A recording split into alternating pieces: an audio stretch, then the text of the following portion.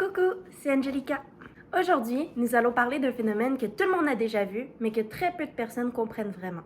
Dans cette vidéo, nous allons répondre à la question qu'est-ce que la rouille et qu'est-ce que ça mange en hiver? Pour commencer, sachez que la rouille n'est pas vivante, donc elle ne mange absolument rien en hiver. Non, mais plus sérieusement, la rouille, c'est essentiellement du fer qui va réagir avec l'oxygène et l'eau présente dans son environnement. Il s'agit d'un mélange de composés de fer et d'oxygène, essentiellement de l'oxyde de fer hydraté. C'est cette substance brun-orangée qu'on voit apparaître sur des vieux clous, des voitures, des clôtures de métal et bien d'autres objets contenant du fer. Pour que la rouille apparaisse, 3 ingrédients sont généralement nécessaires.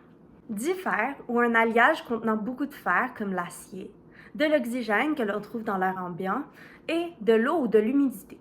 Lorsque ces 3 éléments sont réunis, une réaction chimique a lieu. L'oxygène va voler les électrons du fer, donc le fer va perdre ses électrons et l'oxygène va gagner des électrons. Les électrons sont des minuscules particules chargées négativement qui transportent l'électricité. Lorsqu'un métal rouille, certains de ces électrons sont capturés par l'oxygène de l'air ambiant, ce qui va la permettre de rouiller. On peut simplifier la réaction par cette formule. L'eau joue un rôle important car elle facilite le transfert des électrons.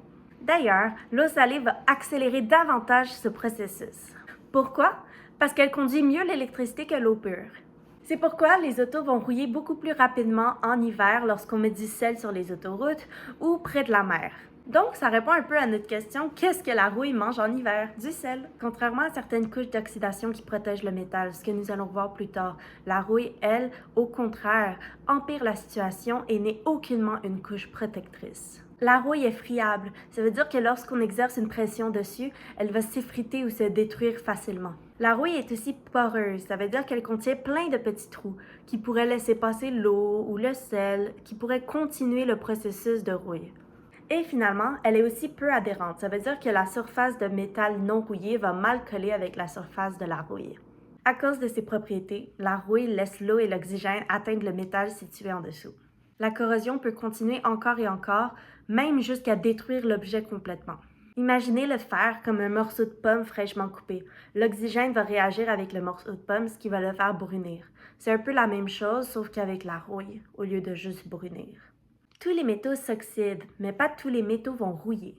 Techniquement, le mot rouille ne s'applique qu'au fer ou aux alliages contenant beaucoup de fer, comme l'acier. Par exemple, l'aluminium, lui, va s'oxyder avec le temps. Cependant, il forme une couche extrêmement mince d'oxyde d'aluminium qui agit comme un véritable bouclier. Cette couche empêche l'oxygène d'attaquer davantage le métal.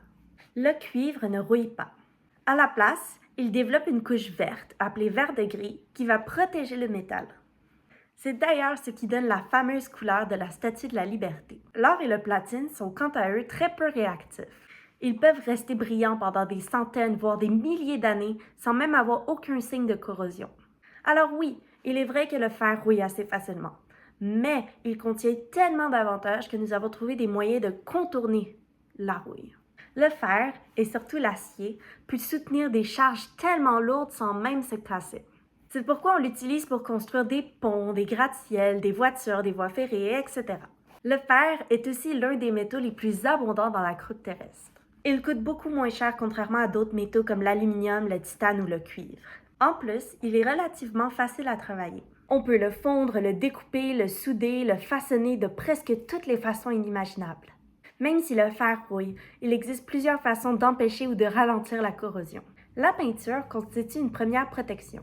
Elle empêche l'eau et l'oxygène d'atteindre le métal. La galvanisation est également une méthode efficace. Cette méthode consiste à recouvrir l'acier ou le fer d'une petite couche de zinc qui va agir comme une barrière protectrice contre la rouille. Vous avez déjà sûrement entendu parler de l'acier inoxydable. Dans ce matériau, on ajoute notamment du chrome. Celui-ci forme une couche protectrice qui va fortement empêcher la corrosion. Et bien sûr, un entretien régulier peut faire une énorme différence. L'oxyde de fer reflète surtout des couleurs brun-orangé, ce qui explique la couleur de la rouille. Fait amusant, la molécule qui donne la couleur à la rouille est utilisée comme un pigment depuis des milliers d'années. En effet, les humains utilisaient des poudres d'oxyde de fer pour peinturer sur les murs des grottes préhistoriques. La rouille fait gonfler le métal puisqu'elle prend plus de place que le fer d'origine. Lorsque le fer réagit avec l'oxygène et l'eau, il incorpore de nouveaux atomes et molécules dans sa structure. Le résultat est un matériau étant beaucoup plus volumineux que le métal d'origine. C'est pour cette raison que certaines pièces métalliques rouillées semblent se déformer, se fissurer ou même exploser avec le temps. La rouille elle-même n'est généralement pas toxique. Par contre, elle est dangereuse puisqu'elle va affaiblir les structures. Un pot rouillé peut devenir extrêmement dangereux puisqu'elle perd de sa solidité puis de sa force. Merci d'avoir écouté la vidéo. Si elle t'a plu, n'hésite pas à liker, t'abonner et partager avec tes amis.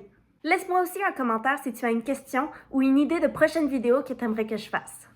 Sur ce, à très vite pour une prochaine vidéo. Bisous!